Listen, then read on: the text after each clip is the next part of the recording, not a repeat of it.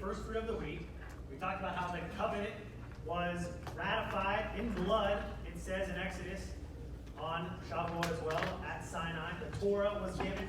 See, the Torah was always supposed to be on our hearts. That's not a New Testament thought. But the people had hard hearts. The people rejected the voice of God on Mount Sinai. They said, if we hear the voice of God, we will surely die. Moses, you go up, you speak to him, and we will listen to you. It was the people that rejected him, and that's why it was put on the stone. See, everybody wants to be in Acts 2 church with the tongues of flame dancing above their head. They want to be led by the Spirit of God. But see, the Spirit of God is what's going to lead us in all of his ways. Ezekiel 36 tells us that I will give you a new heart and a new spirit I will put within you. I will remove the heart of stone, Sinai, and give you a heart of flesh. I will put my spirit within you, Acts 2, spirit, and cause you to walk in my statutes. Be careful to obey all of my rules, all of my regulations. Is Torah. And same with Jeremiah 31. Everybody wants to be that new covenant church. That's what everybody talks about. But see, this covenant that he's making with the house of Israel in those days, declares the Lord, I will put my law within them. I will write it on their hearts. For I will be their God, and they shall be my people. That's the importance of this day, is that it is obedience to the covenant that we are claiming to have with our God. So after the Feast of Weeks, we jump into the fall appointed times, and we see the Day of Trumpets. So yes, that's me with the shofar. You guys would be hard to see how many free images there are out there for shofars on the internet. There's really not too many at all. So the Day of Trumpets, Yom Teruah, it's the first day of the 7th month. And something we're going to be talking about over the next 3 days is the awesome parallel between month 1 and month 7. For example, the lamb selected on the 10th day is representative of the Day of Atonement, the 10th day of the 7th month. It's just amazing to see those parallels that we're going to be seeing here very shortly as we continue our study. So there's very little instruction in Leviticus about what this is, but it says that you shall observe a day of solemn rest, a memorial proclaimed with blasts and trumpets, a holy convocation. You shall not do ordinary work, and you shall present a fruit offering to Yah. So some tied to his birth, some tied to his return. There's really not too much to look forward about this day. There is a lot of tradition about this day. Rosh Hashanah, the head of the new year, this is when the Jewish calendar has their head of the year. We know that the biblical new year is in the spring. We're going to get into a lot of that in tomorrow and the next day's presentation. 10 days later, we see the Day of Atonement, something I just referenced, with the lamb being selected on the 10th day and atonement being on the 10th day. That's pretty interesting, is that the blood of the lamb that atones for us in the spring connected to this Day of Atonement in the fall.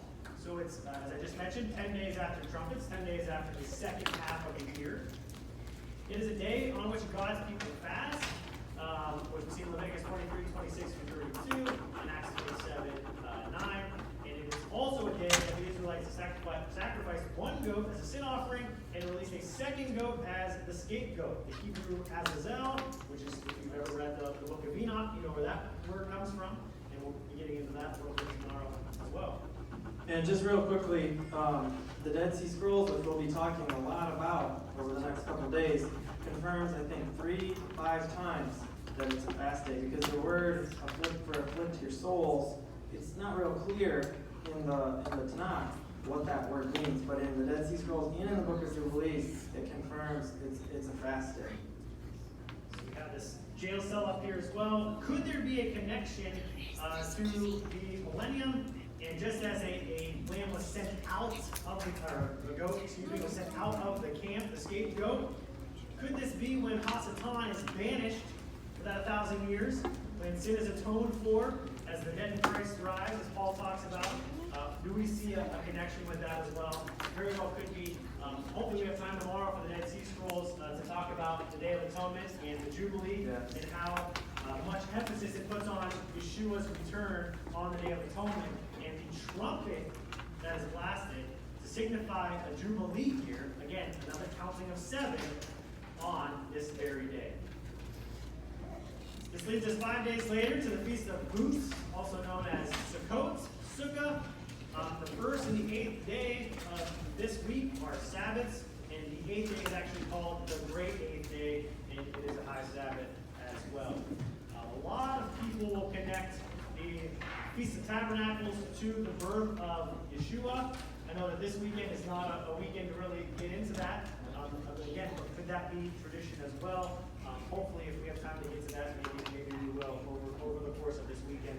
But the Feast of Booths is a fabulous appointed time as well. And Mike, I don't know if you want to get into that a little bit more. Well, I just wanted to quickly touch on, some of the things that you can do. We see in the scripture several different times where they take leafy boughs and they make a sukkah, which is just like a little booth. It's like when Jacob went to Sukkoth, as we tend to know it in English. It was Sukkot. When he went there, he made booths for his animals. So that tells us what it means. So that they make booths and live in them for that week. I have a picture of a kingdom up here, because in Revelation it tells us that he will dwell among men. That once he makes all things new, that he will make his place among men. And you see a wonderful connection to that throughout all of Scripture being tied to this fantastic thing. So first, real quick, that we'll get into is Colossians 2:16, because after I've gone through that whole thing, you guys might be saying, well, Zach, you know what Paul says, Micah references, is that you're not to judge anybody in regard to food and drink, no matter of festival or new moon or Sabbath day. See, don't even judge them. Don't even pay any attention to what I do. Zach, that might be great for you to do these days. I'm going to keep my days, and we can all just live in harmony. You'll see that's not what Paul is talking about. He says that don't let anybody judge you for following these ways, these days, because they were living in a pagan society that was celebrating everything except the ways and the days of God. Much like you and I today, where the church will take and embrace, it seems like almost every worldly holiday and make room and make a reason for it, but ignore what's in the Bibles that they read from every single Sunday. See, Paul goes on to say these are a shadow of what was to come. The substance is who? Messiah. These days are all about him. As we've gone through this overview, that's what it's all about. And that's what we need to keep in mind. As Micah pointed out, it's so easy to get overwhelmed with, how do I do these days? How do I observe these days? If you keep the focus on Messiah, everything will get straightened.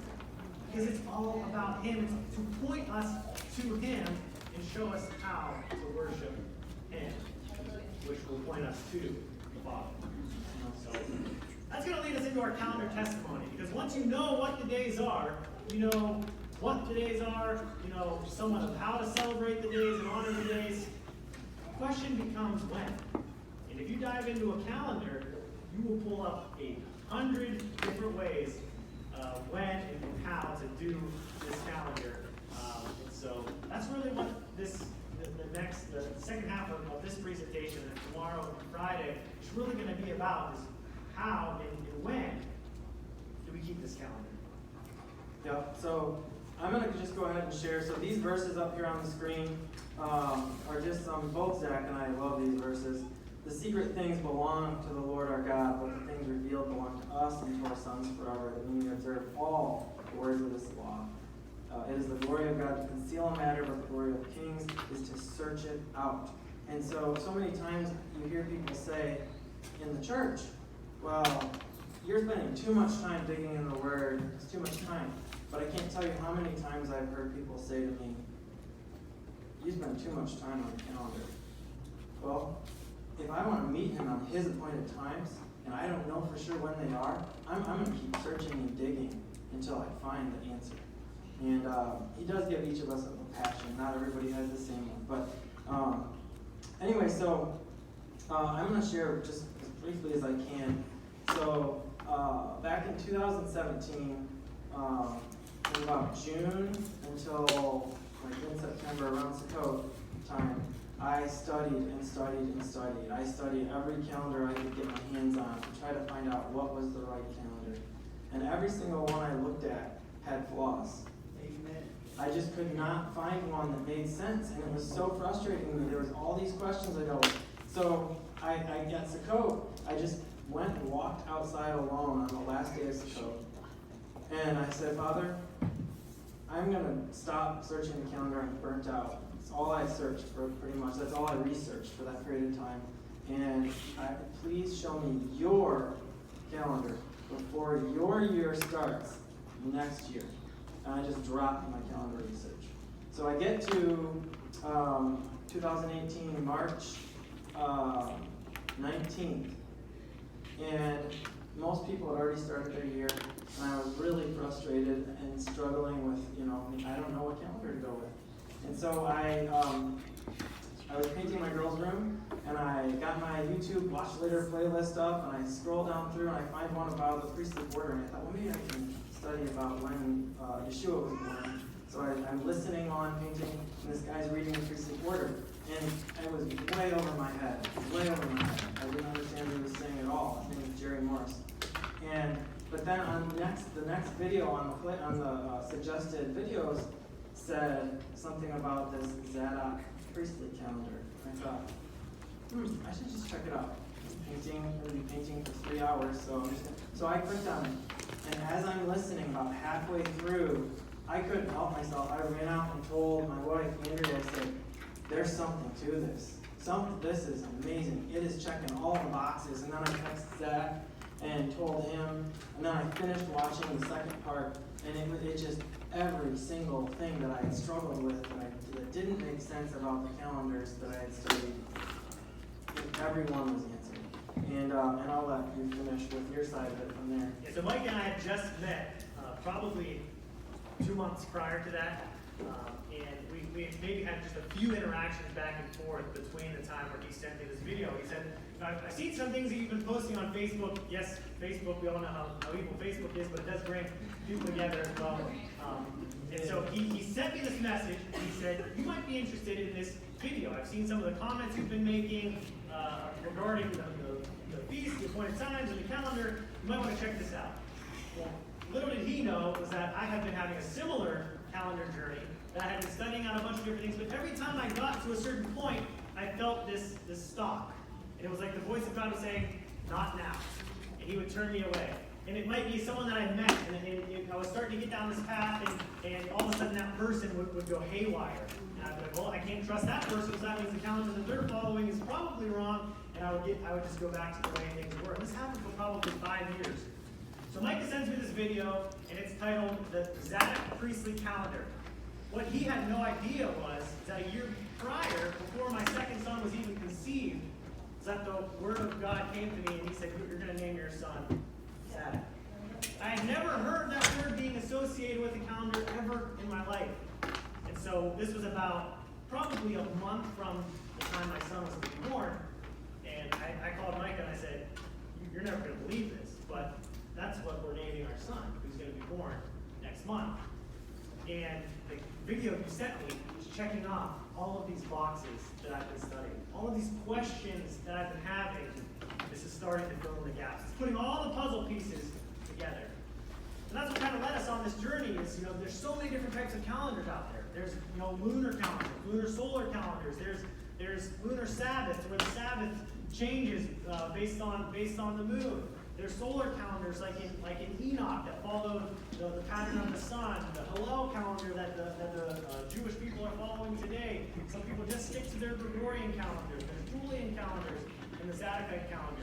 But even within all of these calendars, there's subgroups. And is it the conjunction moon? Is it the crescent moon? How are we sighting it? When do we sight it? Do we follow the Aviv barley? Do we wait till the equinox comes? Do we do it before the equinox or after the equinox? Whatever's closest to the equinox. And it doesn't matter what you study, there's so many different fractions and divisions. We're not trying to create more fraction or division with this. We're hopefully going to bring clarity. We don't claim to have all the answers, and we never will claim that. But this is just some of the calendar questions that we had. Is it a conjunction? Is it a crescent? Is it a full moon? Why is the moon cycle only 29 and a half days? That means there's 354 days in a year. So then you have to add in the 13th month. Where in Scripture is there a 13th month? Is there lunar observations, solar pre-calculation? All of these things help lead us on this journey. It really helped question it. One of the things for me I remember one of the years, it was a weekly Sabbath, but it was also a preparation day for the Passover. And I was sitting there thinking to myself, well, how are we to prepare and do all this work for the next day?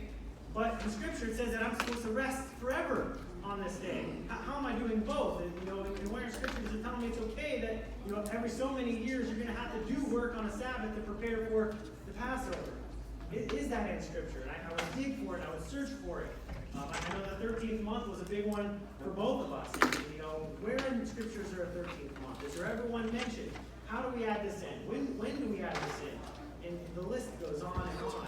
And we're going to get into the days in a bit, but one thing that I found really interesting that I just couldn't get out of my head was that a moon cycle is 29 and a half days.